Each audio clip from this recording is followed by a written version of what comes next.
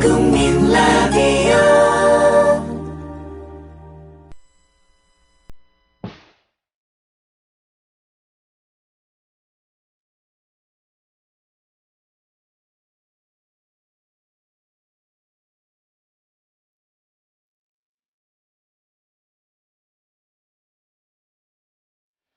박한용의 라디오 100년 전쟁.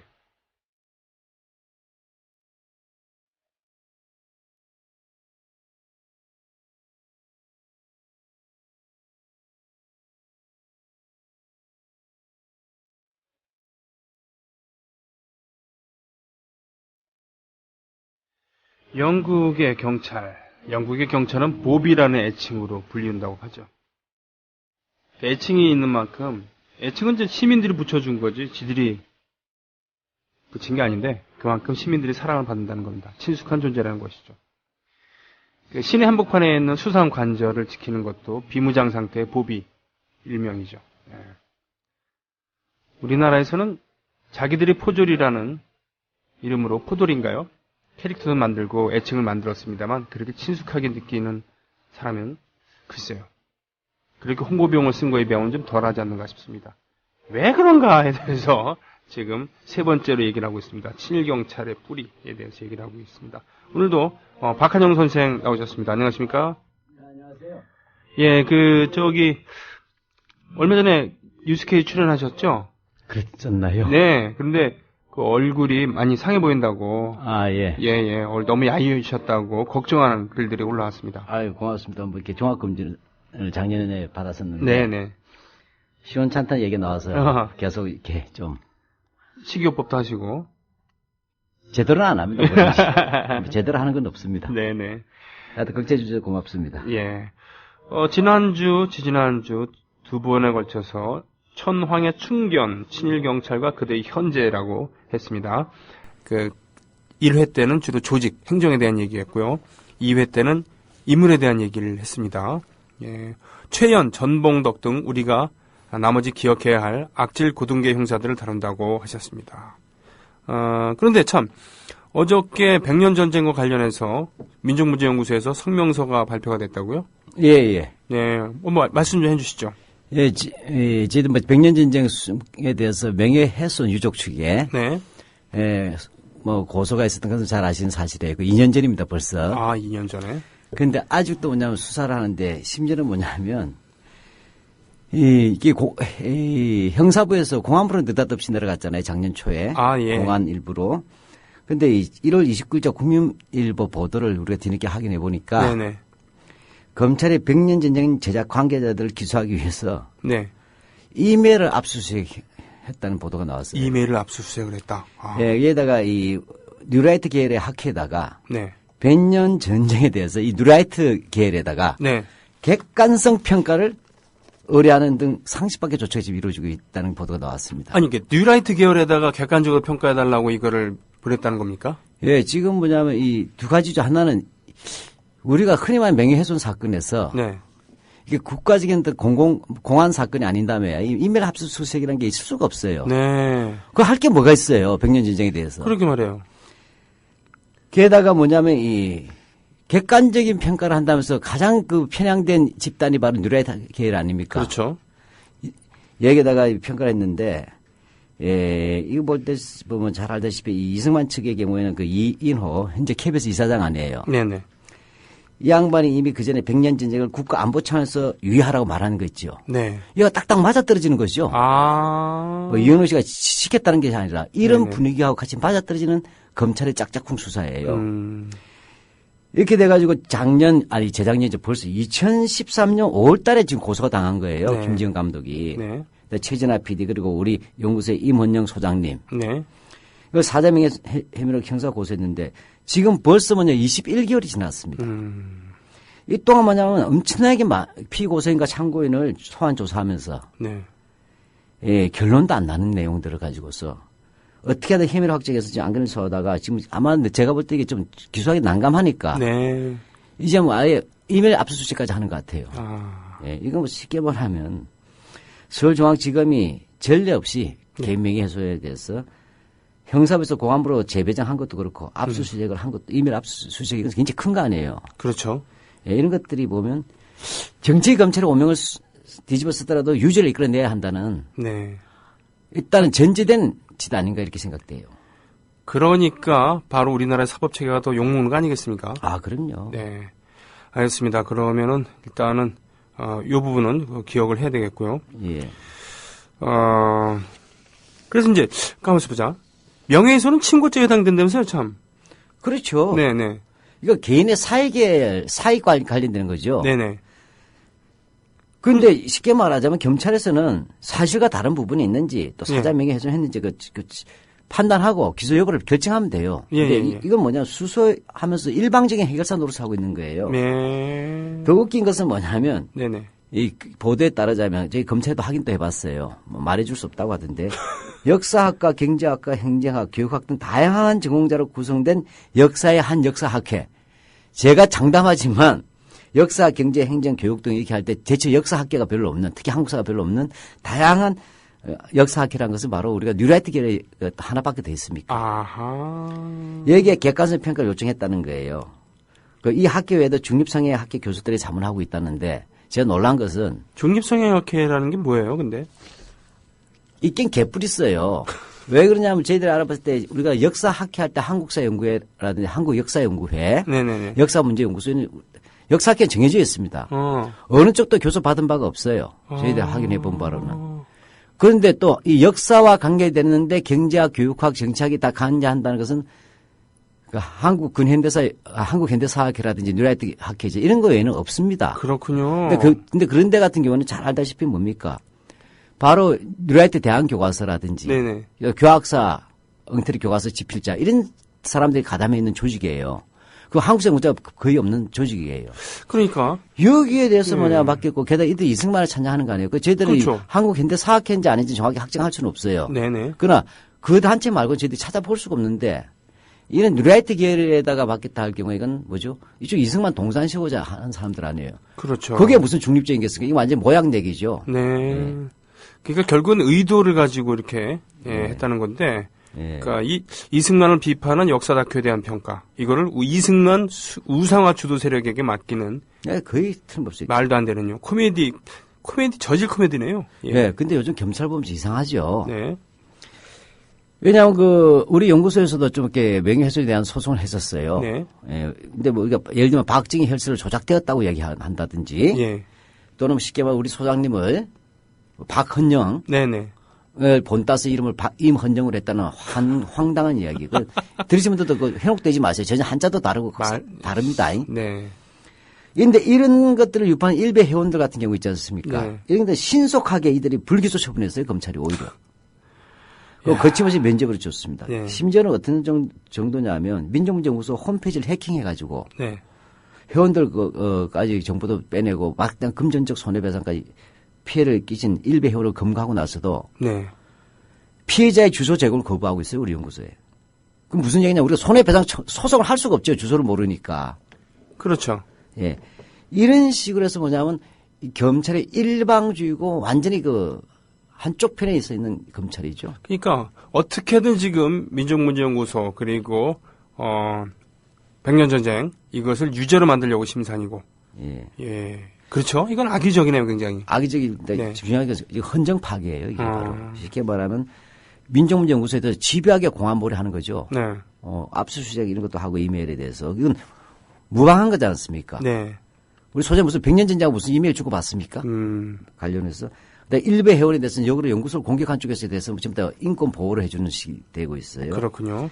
네. 이게 한마디로 법의 이름으로 자행하는 권한의 남용입니다. 예, 권한의 남용이고 이거는 그 표적 수사하고 말이죠. 예, 우리 연구소 지금 다시 말씀드리는데 네. 우리 그동안 소송 많이 당했어요. 예. 친일 임명사제 들어간 것 때문에. 근데 단 한 번도 진 적이 없습니다. 네. 왜냐하면 우리는 감정적인 게 아니라 사실 그 자체에 규칙했을 뿐이에요. 그렇죠. 예. 네. 진실에서 네. 하는데 네. 여기에 대해서 뭐냐면 오히려 저스티스 정의와 양심을 이야기하는 법정이나 검찰에서 이런 불의가 자행되었다는 사실에 대해서 우리는 결코 굴복하지 않을 거예요. 예. 알겠습니다. 정말 지금 방송을 들으시는 분들 우리가 역사 공부를 게을리 하지 말아야 되는 역설적인 이유가 다시 이렇게 있습니다. 예, 오늘 좀 좀 우울하고 화가 나는 그런 소식인데요. 아무튼 뭐 계속 소식은 전해 주십시오. 예. 그러고 알겠습니다. 보니까 임헌영보다는 박헌영이 비슷한데요, 그죠? 네.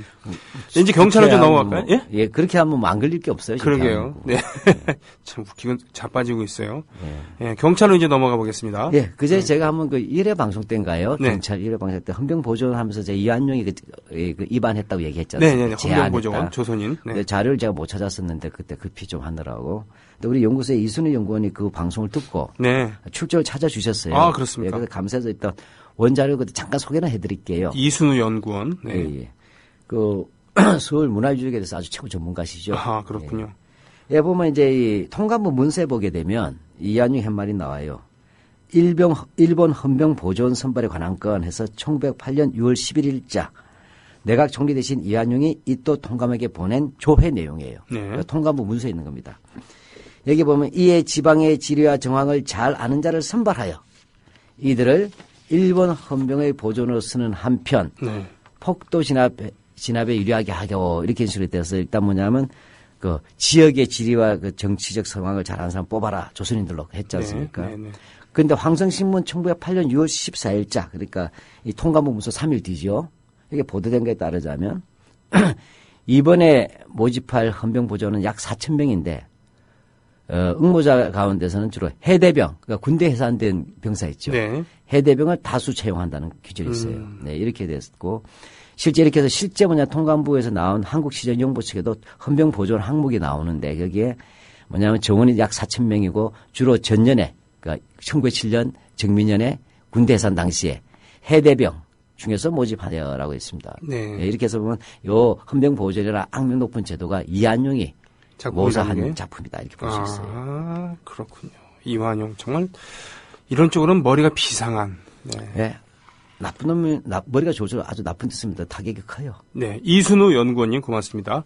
그럼 친일 경찰 최의연부터 다뤄볼까요? 최의연 전 뭐 솔직히 처음 들어봅니다. 예. 네.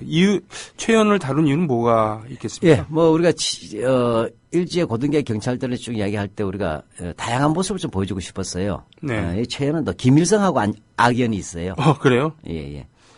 그 바로 이제 김일성이 1930년대 만주에서 항일 무장 투쟁하지 않습니까? 네. 예. 이때 특히 바로 보천보 전투하고 관계되어 있어요. 그렇죠. 김일성 북한에서 자랑해 마지 않는 국내 진공 작전 예. 소규모의 전투였습니다만 그래도 예. 그런 승리를 거둔 적이 없었기 때문에 그렇죠. 이제 뭐 역사 자료 보면 이 보천보 전투 또는 해산진 사건 이렇게 나와요. 해산, 네. 그러니까 해산이라는 곳이. 해산진 그 국경 도시 그 국경 마을이죠. 네. 예. 최연의 일지 행적 간단하게 한번 볼까요? 네. 최연 일본식 이름은 고산 청 뭡니까? 이거 청지. 예, 청지 다카야마라는 이름으로 성을 썼네요. 그죠? 예. 1897년 3월 6일에 태어나서 1958년 11월 14일에 죽었고요. 함경남도 신흥시에서 출생. 본명은 최창렬. 1932년 후반경 최령으로 또 고쳤고요. 그리고 해방 후에 다시 최연으로 개명을 하고 뭐 예, 이거 왜 그런 거예요, 도대체? 제가 볼 때 신분 세탁이에요. 일단 최창렬인데 32년에 최령 방울영자를 고친 건 뭐 저는 잘 알 수 없어요. 네. 그러나 명확하게 해방 후에 또 고칠 이유는 없잖아요. 네. 최연을 다시 고쳐야 되는 이유는 일제시대 자기 이름이 최령이라는 이름으로 고등계 경찰에서. 그래서 우리가 신임의 사전 보면 계명사전이에요. 친일 계명사전. 친일 계명사전. 창씨 계명만 아니라 본명도 해방 후에 다 계명해요. 그러니까 이름을 최소한 2번 이상은 고쳤겠군요. 예, 만주에서 특히 군인하던 만주국 장교하던 사람들 거의 다 계명합니다. 예. 하긴 뭐 그 다카키 마사오도 오카모토 미노루라는 이름이 있었다는 썰도 있잖아요. 그렇죠. 네, 뭐 그건 확인되지는 않았습니다만 그 굉장히 많이 나오는 얘기죠. 네, 일본국의 그런 그 예. 유명한 그 장교 이름을 땄다라는 그런 오카모토 미노루 그런 얘기도 있습니다만 예, 확인된 건 아니고요. 예, 그 위에 쭉 한번 이제 그 기초 경력들 한번 이제 먼저 또 읽어볼게요. 예. 함경남도 신흥 공립소학교 졸업 후에 함흥 공립고등보통학교를 다니다가 중퇴하고 여기 함흥 공립고보는 사실은 굉장히 항일로 유명한 학교에 나죠. 1929년에 광주 학생운동이 있었을 때 함경도 함흥고보 학생들의 명예가 아주 거셌어요. 그렇군요. 고보는 전국에 이렇게 많이 있지 않은 그런 곳이었고 그렇죠. 여길 졸업하면 이제 고등학교를 졸업한 건데 웬만한 그런 벼슬을 할 수 있었던. 예. 예. 그 나면 그 당시에서는 뭐 엘리트예요. 그렇죠. 전문대와 전문학교는 정말 극소수였으니까. 예. 네.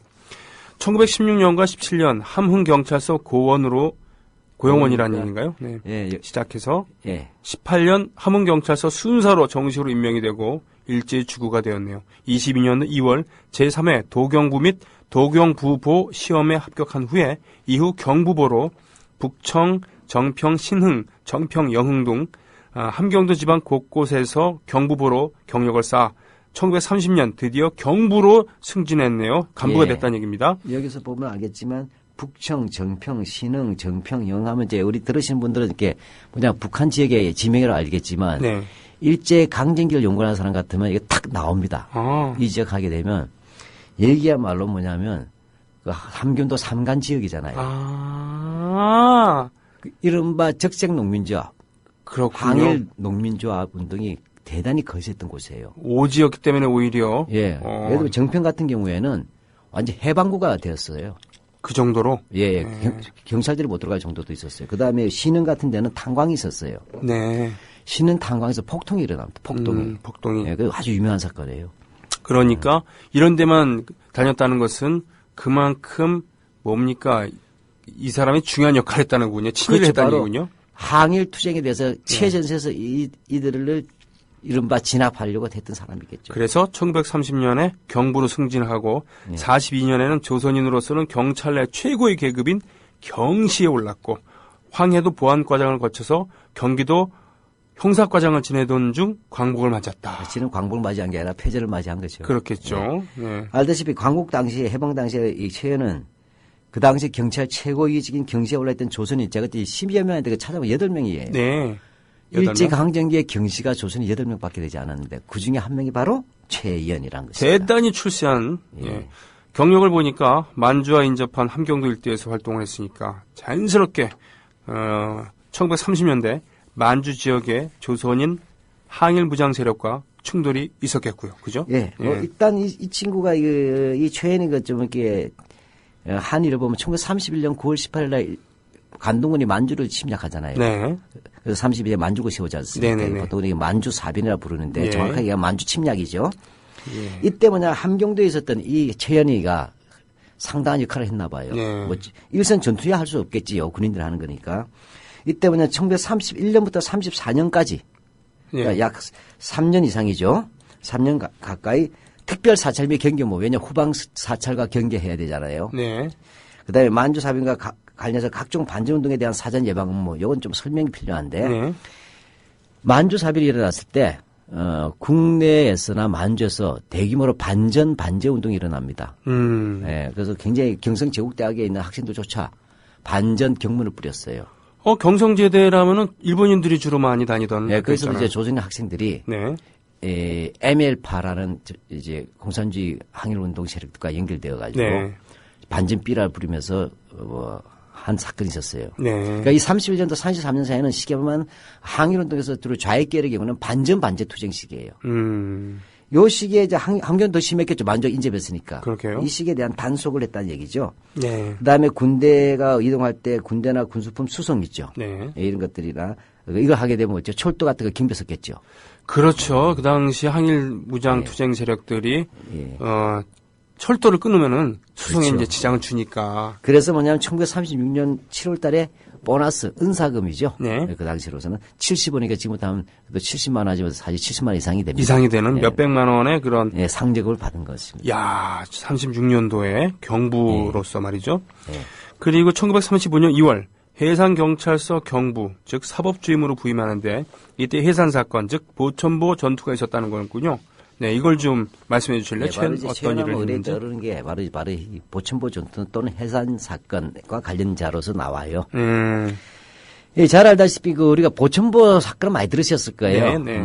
이제 다 조선일보가 다 보도한 내용이니까 이거 보도한 데서 세상이 뒤집어지는 것도 아닌데 옛날에 이게 금기였죠. 네, 이건 사실인데. 이건 한마디로 이야기하면 이제 해산 사건 또는 보천보 사건이라고 하는 것은 사전적으로 설명하자면 1937년 9월부터 이듬해 9월까지 네. 일본 관헌 측이 김일성 부대의 보천보 습격 작전 후에 그 보천보 습격 작전 그 전에 있었고 네. 여기에 대해서 보면 대대적으로 뭐냐면 국내 연계 세력을 색출하는 거예요. 왜 내응이 있었을 거 아니에요. 네. 이 과정에서 뭐냐면 바로 제만 조국 광복회 국내 지부 광복회 회원 188명이 기소된 사건이에요. 그렇군요. 188명 무려. 188명. 예.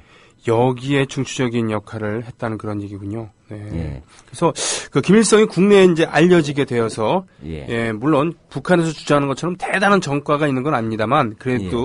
그래도 이제 그 국내 진공 작전으로서 조선 민중들에게 희망을 준 그런 사건 아니겠습니까? 예, 요거는 이제 우리가 좀 이게 청취자 여러분들이 우리 식구 여러분들이 보천보 사건은 김일성의 인물을 중심에서 놓고 보는 게 아니라 이 사건에 대한 역사적 맥락을 제가 설명해 드리는 겁니다. 아, 예, 예. 이게 왜 교과서에서 빠질 수 없냐면 김일성 때문에 문제가 되는 게 네. 아니에요. 아. 지금 잘 알다시피 1931년 9.18 만주사변이 일어나지 않습니까? 네, 그리고 32년에 신간회가 해소가 됩니다. 네. 자, 이렇게 되고 그다음에 이 좌익들 그다음에 거의 민족주의 계열의 경우에는 국내 경우에 네. 항일 운동이 소강 상태에 접어들어요. 네. 조선학 운동 같은 문화 운동으로 갑니다. 네. 반면에 이 사회주의 계열의 운동은 조선 공산당 재건 운동이나 그다음에 농민층에서는 혁명적 농민조합이라는 지하 농민조합, 네. 또 노동자의 경우에는 혁명적 노동조합, 네. 학생들의 경우에는 반제 동맹과 네. 독서 이런 것을 통해서 아주 오히려 30일 전부터 33년 사이가 엄청나게 가열차져요. 오히려. 예. 네. 이 과정에서 전국 곳곳에서 뭐냐면 사회주의 활동가들이 그런 바로 조선 공산당 재건 운동이나 혁명적 농민조합, 노동조합, 반제동맹 재건운동에 가담하면서 전국 곳곳에 조직 사건이 안 일어난 적이 없어요. 이러다가 이것을 일제가 계속 이제 수사해서 이제 검거하게 되지 않습니까? 네. 그러다가 이재유라는 사람이 나와요. 이재유. 예, 자이유입니다. 예, 이재유. 재유. 네. 예, 찾아보면 자세하게 많이 나오는데 이 양반 같은 경우에는 경성 트로이카라는 조직을 만들었어요. 경성 트로이카. 아주 신출기물한 분이었어요. 네. 이 양반이 마지막 잔여되는 그 검거되고 남은 사람들 가지고 서울 지역의 운동을 거의 통일합니다. 35년, 6년까지. 네. 두 번이나 체포됐다, 두 번 다 탈출한 사람이에요. 네네. 이 훗날 이재유에서 마지막 잔존 세력이 나중에 경성권 그룹, 박헌영 그룹에 가담하게 되는데 네. 그 전까지 이재유가 지도자였어요. 네네. 근데 이 이재유를 잡혀서 경기도 경찰부가 총력을 기울였는데 1936년에 이재유를 드디어 검거하게 됩니다. 아, 그렇죠. 자, 이걸 왜 그러냐면 이 일본으로서는 이렇게 해서 이제 37년쯤 되면 6월 달에 바로 만주 침략하잖아요. 네. 7월 7일 날. 네네. 중국 침략이죠. 중일전쟁. 중국, 예, 중일전쟁. 그래, 예, 맞습니다. 그러려면 우선은 뭐냐면 조선 반도가 지들로서는 안정화돼야 되잖아요. 네. 만주도 안정화돼야 되겠죠. 네. 그래야지 중국 침략하더라도 뒤통수가 안 땡기죠. 네. 그래서 이들 공식 선언합니다. 이재유 체포와 함께 기자회견을 하면서 이로써 조선에서의 공산주의 운동 끝났다. 다시 말하면 항일 운동은 완전히 끝났다는 얘기예요.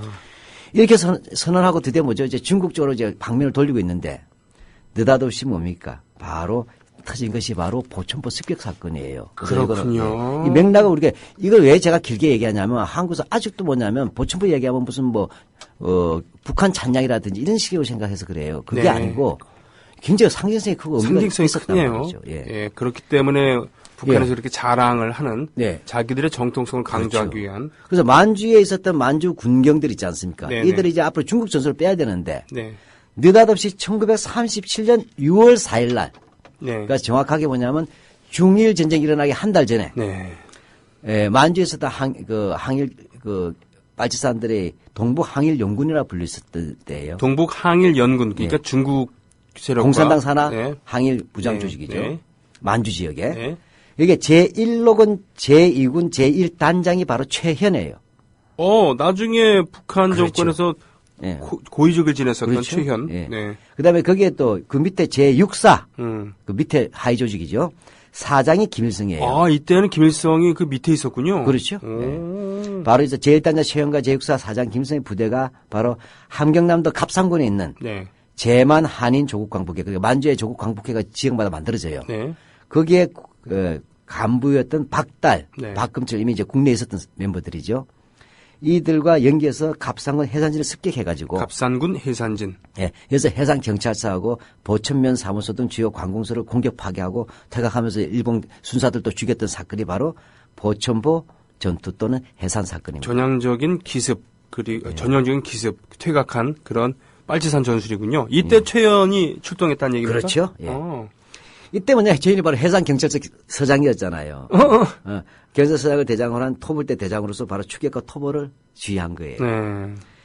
예, 근데 사실 일본으로서 굉장히 분노하고 당황했어요. 그렇겠네요. 왜냐하면 이전 국내에선 끝났다고 했잖아요. 네네. 항일운동이. 근데 뭐죠? 정작 국내는 고사하고 만주에서 국내 진공작전 해버린 셈 아닙니까? 네. 충격이 컸죠. 근데 이것이 뭐냐면, 동아일보 호외에 보도가 되는 겁니다. 그 정도로 예. 큰 사건이었군요. 예, 근데 원래 보도 통제를 하는 것인데, 네. 호외를 미처 통제를 못한 거예요. 아. 그래서 김일성 일파는 이게 보천벌 습격하고 해서 김일성 이름이, 이 호외가 전해지면서 김일성 이름이 알려지게 되죠. 작은 저항이라고 할 수 있겠네요. 예, 그러면서 그 당시에 뭐냐 알다시피 사실상 전시체제 아닙니까? 네. 숨 쉴 틈이 없는 그 상황에서 뭐죠? 오히려 그 당시 동일군이 국내에 들어온 거 아니에요. 네. 그렇게 해서 뭐 바로 만주의 항일 빨치산이 일약 다시 한번 국내에 알려지게 되는 겁니다. 한약성이 네. 알려지고. 그 다음에 뭐죠? 김일성 같은 사람에게는 커다란 자신감과 지위가 커지는 계기가 되죠. 그렇군요. 네. 예, 이렇게 되니까, 김일성 쪽에서는, 그다지 제만 조국 강북현은 이제 정치 조직이라면, 네. 김일성 그 산하에서 또 군사 조직 운영하는 사람 아니에요. 아, 예. 이렇게 되는데, 이걸 통해서 조국 강북회가 활성화돼요. 네. 예, 그렇게 돼서 뭐냐면, 항일연군 여성대원들은, 조국 강북회가는 국내까지 조직을 확대하게 됩니다. 국내까지 조직 확대해가지고, 해가지고, 우리가 갑산공작위원회라는 게 있어요. 네. 거기에 뿐만 아니라 싱가포르가 아니고, 네. 싱갈파, 또 흥남, 원산, 무산, 성진, 명천 등지에 직접 공작원이 파견됩니다. 오. 이렇게 해서 조국 광북회 지부가 만들어지기 시작하는 거예요. 북한 지역에. 그렇군요. 예. 그러니까 이러면 이제 일제가 가만히 있을 수가 없겠네요. 그렇죠. 여기에 대한 보복 수사가 시작되죠. 네네네. 그래서요? 예, 그렇게 해서 뭐냐면 1937년 9월 달에 뭐냐면 바로 보천부 작전에 아까 가담했던 요원들이 네. 다시 지령을 받고 해산에 잠입했었어요. 아. 근데 이 세 명을 체포한 겁니다. 아이고. 네. 이 세 명을 체포한 거 단서에서 바로 10월까지 관련자들 쭉 해가지고 했어요. 그런데 어느 정도로 일본이 적극적으로 나섰냐면 3명 잡았잖아요. 그래서 정보를 입수했겠죠. 네. 그러면서 10월 10일에는 군인과 경찰을 월경시킵니다.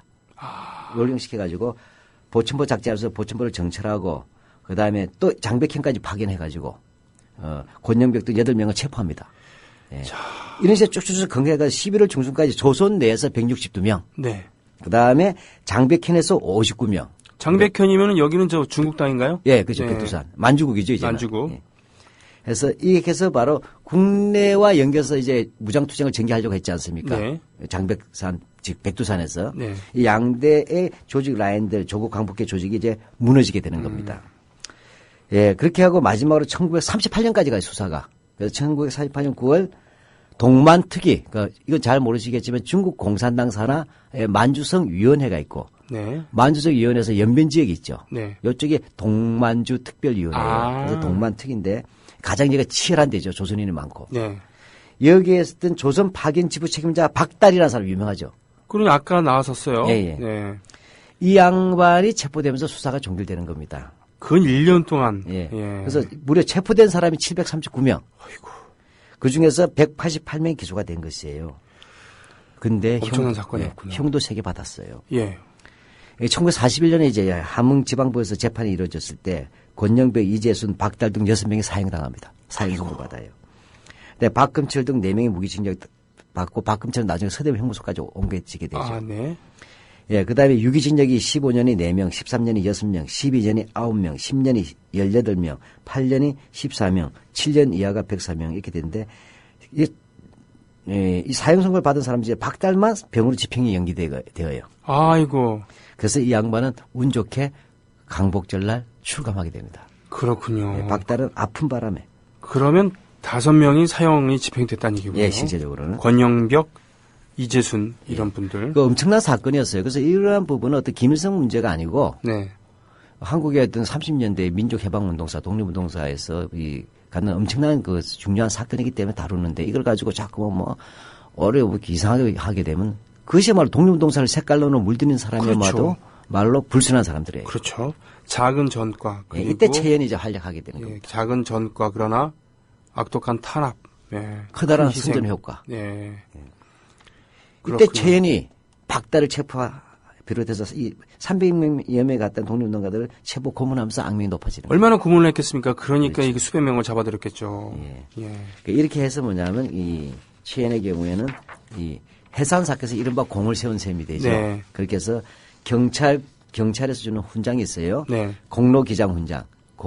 요즘 공로장이죠. 그래서 네. 훈장을 받게 되는 겁니다. 우리 보천보 사건 때 그 관할 경찰서장이었으면 문책을 당해야 되는데 오히려 네. 나중에 훈장을 받았다는 얘기군요. 예, 지금 방금 여기 보니까 또 우리 그 방송 후기에 네. 보천보 호의 기사 올리셨네요. 아, 그렇습니까? 정말 다릅니다. 그렇군요. 오케이 마리님께서 예. 동아일보가 순금으로 제작해서 김정일 국방위원장에게 선물로 바친 1947년 6월 5일자. 예. 예, 동아일보 보천보 전투 정확하게 관련 하면 후에. 적의 수개에게 금품 수수로 한 거예요. 외환죄, 뇌물죄 다 걸립니다. 그렇군요. 네, 근데 무죄하군요. 아이고. 예. 아주 이중플레이 나쁘죠? 예, 네, 그렇습니다. 앞다르고 겉다른 인간들이에요. 그러면은 북한에서도 최연은 잘 알겠네요. 그죠? 예. 당연히 김일성이 관계된 대표 간판 사건 아닙니까? 네. 그래서 당연히 김일성 해고록에다 나왔다 그래요. 네. 제가 직접 보지 못했지만 바로 김일성 해고록 세기와 더불어 네. 제1부 항일혁명편 중에 제15장 지하 전선의 확대 네. 요 분에 나온다는 거 하는데 한편 이렇게 해서 김일성이 바로 유명하게 되는 거죠. 호해가 나왔지 않습니까? 근데 이때 뭐냐면 김일성이 여러 명이다 이런 게 있었잖아요. 네. 김성주고 본명이. 네. 근데 이 김일성이 정확한 신호를 하기 못했었어요. 근데 이번에 박달도 검거가 자양하면서 뭐냐면 드디어 김일성에 대한 정확한 보고 정리가 됩니다. 이게 완결판의 김일성의 정체에 대한. 그래서 김일성 가짜 논란은 종지부를 찍게 되는 거군요. 네, 그렇죠. 나이, 본명, 출생지, 무장투쟁, 투신 과정 싹 다 나온 게 바로 사상희보라는 책이 있어요. 네. 검찰에서 내는 책이에요. 네네. 이게 자신하니까 우리가 흔히 말해서 7개 김일성서 이런 거 다 낭설이고 네. 쪼잡스러운 거예요. 물론 훗날 이때 이 갑산계는 훗날 1967년에 이른바 갑산계 사건이라고 해서 또 김일성에게 숙청당하기도 합니다.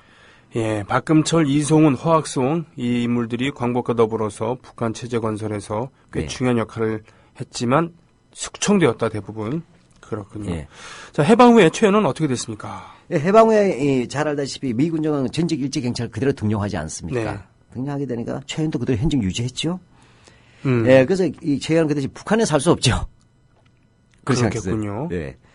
그래서 경기도 경찰부 경무과장 세게 들어가는 거예요. 이거. 그래서 돼 있고 그다음에 장택상을 보좌합니다. 수도청장. 예. 핵심 예. 위치에 있었군요. 예. 특히 근데 이 친구 주특기가 뭐예요? 황경도에서 좌익계 독립운동가들을 체포 고문했잖아요. 예. 그러니까 해방 후의 이 역할이 뭐겠어요? 남한 내에서 뭐냐면 과거에 이북에서 자기가 같이 활동하던 친일 경찰들이 있었겠죠? 네. 자기 똘마니들.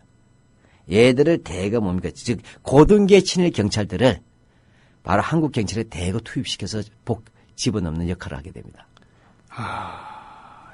그래서 뭐냐면 한마디로 얘기하면 최현을 통해서 38도서 이북 지역에 있는 친일 경찰, 특히 고등계들이 바로 남한 경찰의 중심을 행사하는데 바로 최현의 역할이 컸다는 것이고 네. 당연히 반민특위가 1948년 만들어지잖아요. 네. 만들어졌을 때는 당연히 최현은 빠져나갈 틈이 없었죠. 그래서 이 마포 행무소에 수감됩니다. 수감되었다가 나중에 반민특위가 강제 해체되니 공민권 10년 정지. 무척 가벼운 거죠? 그러게요. 판결받고 풀려납니다. 예. 그래서 결국 뭐냐. 그 정도면 친일할 만하죠, 이놈은. 그러게요. 네. 예. 뭐 친일로서 충분한 보상을 받았고 해방된 나라에서 지가 공민권 정지 10년 해봐도 별거 없어요. 네, 형식적인 그런 재판을 받아갖고 이런 6.25 터지고 뭐가 자, 있어요. 이상 분통 터지는 최연 친일경찰 얘기였고요. 이제 최석현 갈 길이 좀 머네요. 최석현이라는 인물. 지난번에 말씀 못 드렸는데 네. 아무래도 뺄 수 없어요. 왜냐하면 독립운동가 장진홍을 체포 고문한 자이기 때문에. 자, 최석현 일본식 이름 야마모토군요. 예. 산본. 1893년 8월 17일에 태어나서 56년 4월 9일에 죽은 일제강점기 경찰, 번적은 경상북도 대구부 횡정, 경상북도 봉화군 소천면 출신이고 1915년 6월 영주 헌병분대 헌병보조원으로 근무, 19년 8월 조선총독부 순사로 임명, 고등계 형사로 오랫동안 근무, 독립운동가들을 체포 고문, 경찰로 근무하기 시작한 1920년대 초반부터 고문 수사를 주도한 것으로 알려져 있고 27년 독립운동가 김창숙이 샹하이에서 체포되어 국내로 압송되자 부하들과 함께 고문을 가해서 아, 이때 심산 김창숙 선생이 다리가 불구가 됐군요. 예. 예. 바로 심산 김창수 선생이 쓰신 그 해고록이 있어요. 네. 심산 유고라고. 네. 여기에 보면 이제 이 최석현이 자주 나옵니다. 아, 예, 경기도 경찰부의 간판 악질 고등계 형사예요. 그렇군요. 예. 그런데 바로 이게 김창수 선생이 때 연루된 사건이 이른바 2차 유림단 사건이에요. 근데 이 최석현은 한마디로 봉화 출신이죠. 네. 근데 봉화, 영주, 안동 있지 않습니까? 네네. 이렇게 되면 퇴계 집안이 많죠. 이태계. 그 유림의 그 본산 중에 한 곳이죠. 유림의 봉산이라고 네. 하는 것이고 특히 항일 유림이 센 곳이에요. 아, 네. 여기가 또 모스크바 벨트예요. 좌익 운동이 굉장히 셉니다. 그렇군요. 바로 이 지역에서 고등을 했다. 이렇게 하면 이후에 행적이 가늠할 만하죠. 예를 들면 1980년대 관악경찰서나 또는 7, 80년대 광학경찰서나 성북경찰서 예. 그 공항가에 있었다는 거랑 비슷한 느낌이네요. 그보다 더 셉니다. 아, 예. 최석현을 전국적으로 유명하게 만든 사건, 27년 발생한 조선은행 대구지점 폭파 사건, 장진홍 의거 이 수사를 했는데, 자, 장진홍 의거 설명부터 좀 부탁드릴게요. 예, 장진호 선생은 그 인터넷 찾아보면 나오는 아주 대표적인 항일 독립운동가예요. 네. 예, 이분은 이제 인동에서 태어나세요. 인동에서 태어나신 분인데. 인동이 어딜까요? 예, 인동. 이분이 일찍부터 독립운동해요. 네. 예, 그래서 1894년생인데 예. 1910 원래 조선 보병대 출신이에요. 그러니까 대한제국 군인. 아, 그렇군요. 예. 근데 조선 보병대 하면 사실 이건 일제 때 흡수된 거예요. 예. 일제 때의 그 뭐냐면 형식적인 조선인 대한제국 대한제국 출신 군대인 조선 보병대. 네. 를 제대한 이후에 뭐냐면 그 항일 비밀결사 조직 광복단에 입단합니다. 네. 광복단 이 경상도에서 네. 유명해요. 전국적인 조직입니다. 사실은 이 광복단이. 네. 그러고 나서는 아예 1918년 그러니까 3.1 독립운동 바로 1년 전에는 1년 중국 전에. 봉천 펑텐하고 러시아의 하바로프스크 가서 독립운동을 하기도 했습니다. 네. 그러다가 3.1 운동이 일어나지 않습니까? 예, 예. 3.1 운동이 들어오니까 국내에 들어와요. 들어와가지고 뭐냐면 3.1 운동은 쭉 조사를 합니다. 이 조사를 한 것을 뭐냐면 미국 군함의 승무원인 조선인 김상철에게 건네줘서 네. 바로 3.1 운동의 진상을 구미 각국에 폭로하도록 활동하기도 했어요. 예, 예. 그다음에 이 장진홍이라는 사람이 이내성이라는 분하고 관계가 깊었는데요. 네. 예, 이분을 통해서 이제 좌익 공산 국제공산당 코민테른에 가입해요. 예. 이렇게 가입합니다. 그렇게 하고 나서는 뭐냐면 국제공산당 당원인 일본인 호리키리라는 사람이 있어요. 네. 호리키리라는 사람으로부터 폭탄 제조법을 전수받아요. 호호. 예. 그렇게 해가지고 본인이 이 폭탄을 제조해가지고 1921년 조선행 대구 지점에 폭발물을 배달시켜서 폭발 사건이 아, 일어납니다. 이거군요. 네. 자, 이렇게 되게 일본 경찰이 놀랬겠죠. 네네. 그래서 경찰 수사망이 좁혀지니까 1928년 10월 달에 일본을 건너갔어요. 네. 그런데 뭐냐면 조선인 친일 경찰에 의해서 이제 1929년 2월 14일 체포돼서 그다음에 재판을 받고 1940년 사형 언도가 되었어요. 사형. 네. 네. 그렇게 해서 뭐냐면 대구 형무소에 있다가 1930년 7월 31일 날 대구 형무소에서 자결 하십니다. 엄청난 결기를 가진 분이셨군요. 예. 그렇군요. 예, 여기에 이제 최석현이 관계한 거예요. 네. 칠곡군 석정면 남율동 선영이 안장되고. 예. 근데 이때 최석현 같은 경우에 바로 이제 이게 굉장히 설치는 인간이었어요. 네. 사상범 근거 실화집이라고 훗날 고등계 경찰들이 쓴 수기집 있어요. 독립운동가 잡은 거. 네. 여기에도 나오는 인물인데 최석현은. 아. 이때 범인을 잡는다면서 아예 영남 지역의 독립운동가들 다 들수서 다 잡아들인 거예요. 일단 다 잡아들인 거예요. 일단 다 잡아. 예. 무슨 저인망 어선도 아니고. 예, 그리고 끈질기게 추계해가지고 결국 장진을 체포해서 자격게 만든 사실은 근본 책임자예요. 네. 그래서 심지어는 장진홍을 잡기 위해서 일본까지 건너갔어요. 최석현은. 그거 일본 사찰에 갑니다. 절에 가서 흉한을 빨리 잡게 해달라고 체포 기원 기도까지 올렸어요.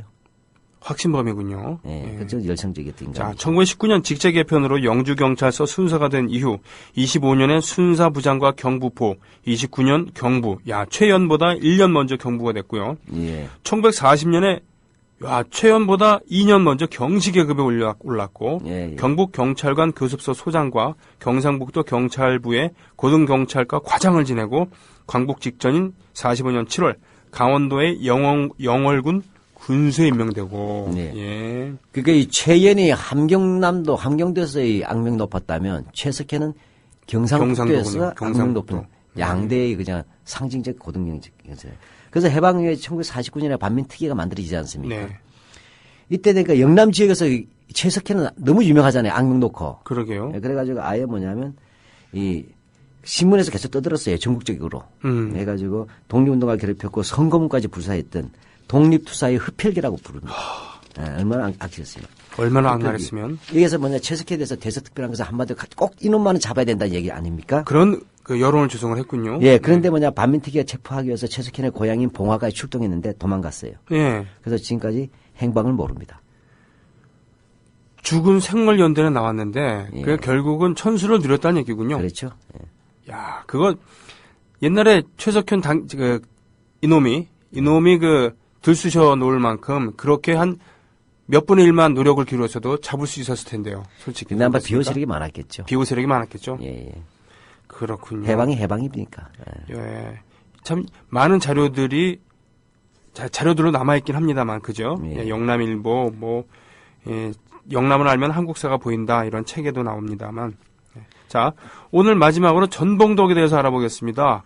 백범 시해 사건과도 관련이 있고, 무엇보다도, 전혜린. 그리고 아무 말도 하지 않았다. 유명한 에이스. 그렇죠. 저 독일 유학을 하기도 했었던, 서울대 법대 출신인가 하여튼 법학과 교수. 예, 해방 이후에 그 여성 천재 중에 한 분이었는데. 제가 헷갈려요. 제린 씨가 또 결혼한 사람도 서울대 법대 교수예요. 그렇군요. 네. 나중에 자살을 했습니다만, 네네. 전혜린의 이 아버지였다는 겁니다. 이름을 보니까 일본식 이름은 전봉덕이고, 일본식 이름은 다나카군요. 그러니까 전자에다가 밭전자에다가 가운데 중자를만 붙여갖고 다나카가 됐어요. 예. 1910년 12월 12일에 태어나서 98년 자기 딸보다도 훨씬 더 오래 살았네요. 네. 일제강점기의 경찰 간부이면서 대한민국의 군인, 변호사, 태어난 곳은 평안북도 강서군. 해방 후 48년부터 50년까지 군에 복무하고 육군 대령으로 예편한 후에 대한변호사협회 회장까지 했어요? 예. 이게 법과 정의와 양심을 지킨다는 대한변협회 회장 출신인데 좀 더 살펴보면 이렇습니다. 평안북도 출신이에요. 강서군. 우리 강서대묘하죠. 고구려 고분백화 유명한데 네, 강서대묘. 바로 그쪽이에요. 그 아주 머리가 좋았습니다. 엘리트입니다. 네. 그 1932년에 경성 사범학교 24대죠. 네. 졸업하고 그다음에 만주에서 이제 교사로 좀 있었어요. 네. 교사로 좀 있다가 다시 뭐냐면 경성제국대학교 들어갑니다. 일제시대 때 네. 공부 잘하더라도 경성제대 아무나 들어가는 게 아닌데. 공부 잘해도 막 못 들어가요. 그렇죠. 예. 아무나 들어가는데 특히 조선인. 예. 게다가 근데 재학 중에 요즘 말로 치면 행정고시 합격이에요. 고등문관 시험에. 재학 중에. 재학 중에. 예. 그러고 나서는 바로 이제 40년에 학교를 졸업하자마자 조선 총독부에서 관료 생활하는 겁니다. 우리가 저럴 때 제3세대 전문가형 있지 않습니까? 엘리트 전문가형. 네. 그렇게 해서 뭐냐면 바로 위에서 뭐냐면 위로부터 시작한 거죠. 네. 그렇게 하니까 바로 평안북도 경찰부 보안과장 경부가 된 거죠. 오. 하고 그다음에 경기도 경찰부 수송보안과장 근무하다가 이제 해방을 맞이합니다. 그렇군요. 이력으로는 이렇게 돼요.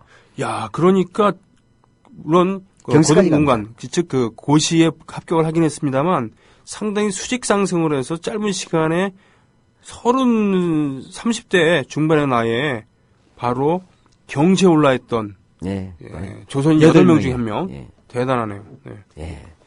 이 사람의 경우에는 이제 형식은 보면 고등계가 아니지만 사상 보면 다른 보안과예요. 네. 그러니까 이건 사실 뭐냐면 고등계와 다름없습니다. 네.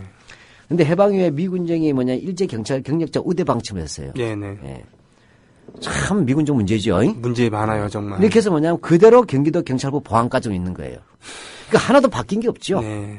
일제 때 가장 악명 높은 보안과정에서 그대로 보안과정 갔단 말이죠. 특히 장태상이 아꼈어요. 장택상은 도처에 등장하는군요. 예, 장태상이 바로 수도 경찰청장이니까. 그런데 이 신일 인간이 경찰의 어머니고 장태상이 아버지는 조병옥이에요. 조병옥, 장택상, 쌍끌이로 예, 이 친일을 하지 않았던 사람들이지만 해방 후에 친일 경찰을 비호했다는 것에 대해서는 정말 역사의 책임을 물어야 됩니다. 나중에 예. 정계의 거물로 등장하지 않습니까? 장택상, 조병옥. 예. 예. 어쨌든 이렇게 해서 이 미군정에서 승승장구해가지고 미군정 경무부의 공안과장이라든지 예. 또 경찰 전문학교 부교장까지도 승진했어요. 그러다가 반민특위가 만들어지니까 이제 뭐죠? 친일 경찰 문제가 나오지 않습니까? 예, 예. 본인 경시 아니에요. 그렇죠. 빠져나갈 구멍이 없잖아요. 예, 예. 그러니까 그 당시 친일파들끼리 만든 조직이 있어요. 88 올림픽이 아니고 88 구락부란 게 있어요. 어허. 여기에 갔을 때 여기에 같은 회원인 신성무라는 사람이 있어요. 무능의 극치였던 신성무 국방부 장관. 이 사람이 일제 때는 이제 영국 상선에 선장을 했었어요. 네. 그러니까 친일 혐의는 없는 사람이긴 하지만 영 시원찮죠. 네. 이 도움으로 육사를 졸업합니다. 제1기로. 일기 예. 죽인다. 그렇게 하고 나서 바로 헌병 부사령관이 돼요. 경찰 출신이니까. 이때 경력이. 일대 현병 사령관이 원영도가 아니었나요? 아니 그건 좀 뒤에 되죠. 그가 뒤입니까? 자, 그러니까 노덕술처럼 경찰에서 군으로 도망간 거네요. 예. 어. 자, 이거 잘 알다시피 뭐냐. 그래서 이 우리가 알겠지만 그 당시 군은 못 건드렸어요. 반민특위도 워낙 군대는 무시무시한 곳이니까. 이게 되니까 뭐냐면 친일 경찰들이 주로 뭐냐면 군대로 옮겼는데 그들이 갈 병가가 헌병이잖아요. 그렇죠. 이렇게 해서, 경찰하던 사람이 뭐 예. 헌병 가는 게 제일 만만하겠죠. 예, 이렇게 해서 뭐냐면 바로 친일 고등계들의 상당수가 헌병으로 가게 됩니다. 자, 이건 다시 말하면 무력과 수사권을 가졌죠. 헌병은. 네네. 그에다가 이게 뭐냐면 이게 전봉동은 부산행간까지 가잖아요. 네. 자, 이럴 때 뭐냐면 반민특위를 만드는데 앞장섰던 소장파 의원들이 이른바 49년대 국회 프락치 사건, 용공 조작 사건을 몰리지 않습니까? 그렇죠. 네네. 그러니까 잽싸게 뭡니까? 헌병대 산하에다가 특별수사본부를 설치해요. 이 전봉대. 그렇게 해서 뭡니까? 이 자기가 수사본부장이 되는 거예요. 그래서 바로 반민특위를 만드는데 앞장섰던 소장파 김약수 의원 등을 체포해서 고문하는 악행을 또 저지르죠. 그렇게 되는군요. 자, 숨어서 그렇게 해서 부끄러워하지도 않고 오히려 데려치 이제 반민특위를. 그러면서 100번 시해 사건에도 연루가 됐다는 얘기입니까? 예, 잘 알다시피 1949년 6월 달에 뭐냐면 김구 선생이 그 경구장에서 안두에게 암살 당하지 않습니까? 네네네. 네, 당했어요. 이때 뭐냐면 이 전봉덕은 안두희를 보호하고 왜? 안두희가 군인이잖아요. 그 어떻게 해? 딱 100번 김구 선생이 총 맞아 돌아가시자마자 그러니까 이제 경기에 때 경호원들이나 이제 요원들이 올라와서 이제 이 안두희를 잡았을 거 아니에요. 예, 예. 그래서 두들겨 패려고 폈는데 바로 경찰이 헌병에 올라온 거예요. 아, 그렇다 그랬죠. 예. 문제 경기장 바로 맞은편에서 헌병 차량이 이미 있었어요. 총소리가 나자마자 온 거예요. 네. 우연의 일치 중 이상한 우연의 일치죠. 그렇죠. 예, 예언자적 그냥 헌병들이에요. 네. 그래서 뭐냐, 이 사람은 군인이니까 우리가 인수해 간다. 예. 그래서 신병 인수해버리니까 뭐 조사도 뭐도 할 수 없게 만들어버리잖아요. 네네. 이렇게 해서 뭐냐, 바로 초동 수사를 해야 될 시점에 이 헌병 부사령관 원용 전봉덕이 바로 안뒤를 데려감으로써 사실 보호하고 진실을 은폐하는 데 앞장선 핵심이 됩니다. 그랬군요. 그러고 나서는 뭐냐면 이승만이 이 사건 발생을 딱 보고를 들었잖아요. 그러고 나서 뭐죠? 바로 이 전봉덕이랑 헌병 사령관을 올리는 거예요. 네. 예, 이렇게 해가지고 뭐죠? 이 사건 봤을 때 뭐냐? 김구 암살 사건에 이 전봉덕이가 과연 무관할 수 있겠습니까? 이 사람은 진실을 알고 있었을 텐데요. 예. 그렇죠? 예. 그래서 뭐냐, 이 김구 암살의 배우라는 소문이 꾸준히 돌았던 인물이에요. 근데 이후에도 전봉덕은 승승장구했어요. 그래서 네. 국무총리 비서실장을 거치고 변호사로 일하면서 대한변협회장도 지내고. 근데 책도 벌여서 뭐냐면 법제사도 쓰고 해서 우리 법제사 책에도 이 사람 책이 필수예요. 그렇군요. 그래서 한국 법사학회도 만들고 했어요. 그러다 1880년대 미국에 건너가 생활하니까 아주 잘 먹고 잘 살았죠. 1980년대 이후 미국에 건너가 살 98년에 예. 89살까지 살았어요. 우리나라 나이로. 천수를 누렸군요. 예. 한마디로 얘기하면 이제 전봉덕의 행적을 정리하자면 경성제대 출신. 네. 그다음에 고등고시 행정과와 사법과 두 개 양과 합격했네요. 행시와 사실 다 합격했어요. 그다음에 경기도 경찰부 수성보안과장 재직 중 일본의 폐지를 맞이했는데 이때 8명의 조선인 경시 중에 한 명이었고 네. 해방 후에 미군에서 그대로 그 직책이 유지가 되었다. 네. 경기도 경찰부 보안과장에 있다가 반민특위가 될 때 육군 헌병으로 가서 뭐냐면 헌병 부사령까지 되고 국회 프락치 사건 네. 또 김구 암살 사건 당시에 전부 다 사실은 악명 높게 오래 수사를 지휘했죠. 피의자가 돼야 될 놈이 네. 이렇게 된 거예요. 그렇게 되고 뭐냐면 이때 뭐냐면 사실은 그 김구 암살 사건 때 헌병 사령관이 장흥 사령관이에요. 이 양반이 임시정부 계열이었단 말이죠. 그렇군요. 이분이 이제 열심히 수사하려고 하니까 이승만이가 장흥을 예편시켜버리고 전봉덕을 사령관으로 승진시켜버린 거예요. 이승만은 여기서도 악역을 담당하는. 악역 정도 이상이죠. 그렇죠. 아, 정말 짜증. 이걸 한다는 이유는 뭐죠? 이해가 안 가죠. 네. 이렇게 돼서 이렇게 됐고 했단 말이죠. 그러다가 이 80년대 초에 도미했다가 92년에 잠시 귀국을 해요. 아, 네네. 이때 바로 김구 암살 진상 논의가 나오기 시작하니까 다시 도로 미국으로 도망간 거예요. 참 더러움이 극치군요. 예. 예. 그래서 친일경찰 이들은 해방 후에 예. 반공을 표방하면서 예. 독재 권력의 하순위 친미 반공으로 신분을 세탁하게 됩니다. 이름도 바꾸고. 예. 그래서 우리가 꼭 알아도 일제 때 행제 중요한 게 아니라 해방 후에 이들이 뭐냐면 네. 그대로 한국 경찰의 핵심을 했단 말이죠. 네. 그래서 한마디로 하면 철저하게 해방 이후에 뭐냐면 그 일본화된 경찰이고 폭정의 도구로서 효과적으로 이용됐다는 게 학술적 견해예요. 네. 예를 들자면 그 당시 뭐냐면 그 1947년 11월 1일자 미 군정 브리핑행 자료에 보면 네. 그 당시 경무총감이 있었잖아요. 경무총감이 한 명인데 이게 일제대 경찰 출신이에요. 그다음에 관구장이라고 하죠. 지역 관구장. 네네네. 8명 가운데 5명이 일제대 친일 경찰이에요. 58%죠. 63%죠. 그다음에 경찰국장이 있죠. 도경찰국장. 10명 가운데 8명이 친일 경찰이에요. 80%예요. 그다음에 총경이 30명인데 그중에 25명이 일제대 경찰이에요. 83%죠. 경감이 139명인데 104명이 일제대 경찰 75%예요. 네. 경위가 906명인데 806명이 일제대 경찰 즉 83%예요. 한마디 하면 거의 80% 이상이 친일 경찰이에요. 이게 대한민국 경찰의 출발이 됩니다. 이런 열불나는 이야기를 끝으로 그들이 독재의 하수가 되는 거고. 그러니까 천황의 충견, 친일 경찰에 대한 이야기를 3부작을 마치도록 하겠습니다. 여러분 고맙습니다. 네, 고맙습니다.